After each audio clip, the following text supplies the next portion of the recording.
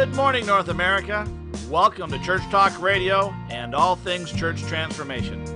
I'm your co-host, Dr. Bill Tenney Britton, in our studio in Columbia, Missouri, the heartland of the U.S.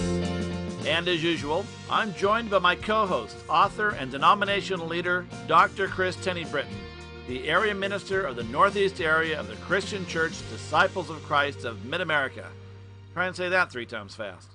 Good morning, Chris. Well, good morning, and welcome to Church Talk Live. Bill and Chris Tenney Britton here. Today we're going to talk about a subject that I have to say I have not seen addressed in almost anywhere. Me either. We're going to talk about congregational grief. You know, not just, grief when someone you love dies or for any change, but grief on a congregational level. And we know we have some experience in this, and as a consultant and as consultants, we run into it all the time where something has happened in the past and the church has not got over it. Yeah, it's really odd. And I'll tell you, my first real conscious experience with it came in a church that I was pastoring, and we were doing some transformational pieces, transitional pieces. There was a lot of this stuff going on, and I knew different signs to look for. I knew pushbacks that would come, and we were seeing it, but they continued, and doing that in conjunction with some other work and trying to,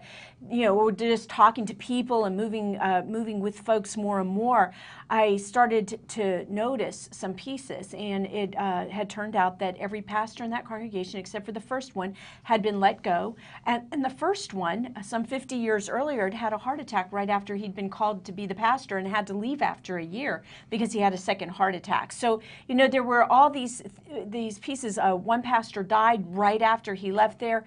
And so when it was time for me to transition, one of the suggestions I made was that they might want to call somebody as an interim who could help them deal with grief work. So, yeah. And I think one of the ways that we see it, if you will, most often in churches is a church that has had a long pastor, someone who's been there for 20 or 30 years, and they retire, and they may even go through an intentional interim period of 1 or 2 years, but then the next pastor comes and they make it for a year, 2 years, 18 months, and they get fired because there's this, if you will, ghost that still looms there that you weren't, or that pastor wasn't the former pastor or whatever. And so there's some congregational grief that didn't happen that needs to happen. And, good interims often will walk them through that. But so often, even with a good interim, sometimes it just doesn't get dealt with. Sure. Well, exactly. And that's one of those obvious pieces. But,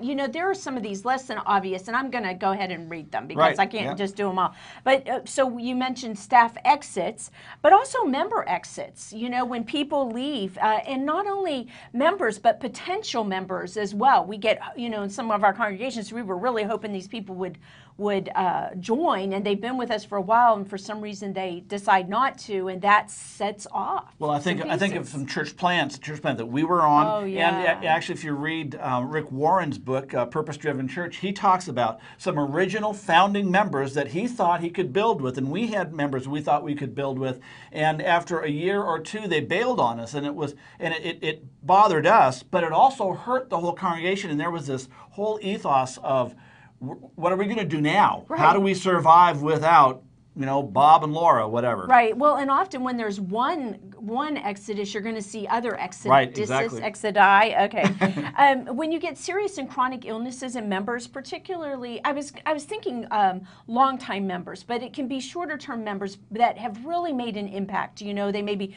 this really genuine or sweet, and you start to see that. Or again, I know of a congregation where there were 6 women in that congregation who had been diagnosed with multiple sclerosis, and so here was this chronic illness, and as a couple of them began to be more and more debilitated, that really set off, not just for those women and their families, but for the congregation as a whole. Right, and you get the who's next and whatnot. Yeah. And I think of, there's whether the person's had a major impact on the congregation or not, someone who is a part of the congregation, perhaps a spouse of the congregation, whatever, who gets a unfair disease. They're 25. They take care of themselves. They jog every week, and they end up with some terrible cancer or something that just drains them. So that can create the whole congregational loss piece, the whole congregational grief. Well, we might say more about this, but that later. But I'm not sure, and I want to say it now as you're saying that a lot of times pieces like that, what's happening and why we're getting this congregational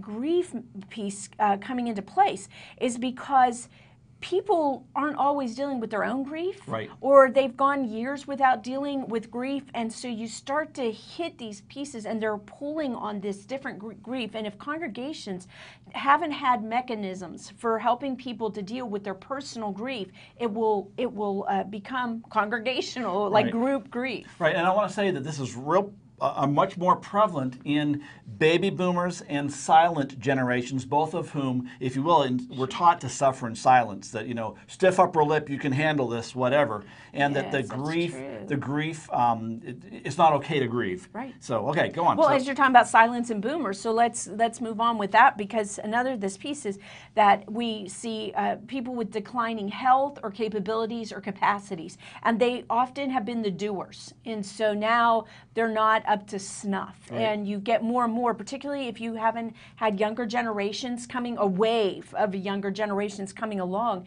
So you've got these doers who aren't able to do so much, and so that can cause a lot of sadness. Right, and the whole fear piece comes in, is who's taking over now, right, and the just the demoralizing of the congregation. Right, and so associated with that again is death, because it can symbolize the passing of a generation. Right. Right. Economic transitions for a percentage of members, or even in the community. If you see communities, I was in a church just a few weeks ago, and the new census has come out, or their figures, and they've lost 11% of their population, and so the whole congregation is like, how can we grow? Right. How do we grow? But it's also, these people live in that community, and their community's declining, not inclining. And so the people, again, we bring our personal grief into the church. Right. So it's not just economic. There's that kind of decline, economic decline or economic problems, but also just the decline in the community, in the county, et cetera. Any of these declines that have an impact may bring on this congregational grief. Really, and in Middle America, and my guess is we'd see this in the southeastern part of America as well, different places where populations move out, that churches often are the very last vestige that's there. They're the last representative of the community. You lose your zip code. You lose your school. You start with school, your school, then your zip code. Right, and it just goes on. You lose. Right. So then not only transitions and declines in communities, but tragedies, deaths, fires can affect whole congregations. Growth and decline, either or both, in congregations that in worship attendance. And I know we're going to talk about that, because there's some symptoms, if you will, that we're going to talk about of congregational grief that are going to look a lot like what people or what churches experience when they have growth or decline. So, are they the same? Are we really dealing with congregational grief, or are we dealing with change, whatever? And we'll talk about that in a little bit. We want to make sure you're hanging around for that segment of the show. Yeah, well, and what a weird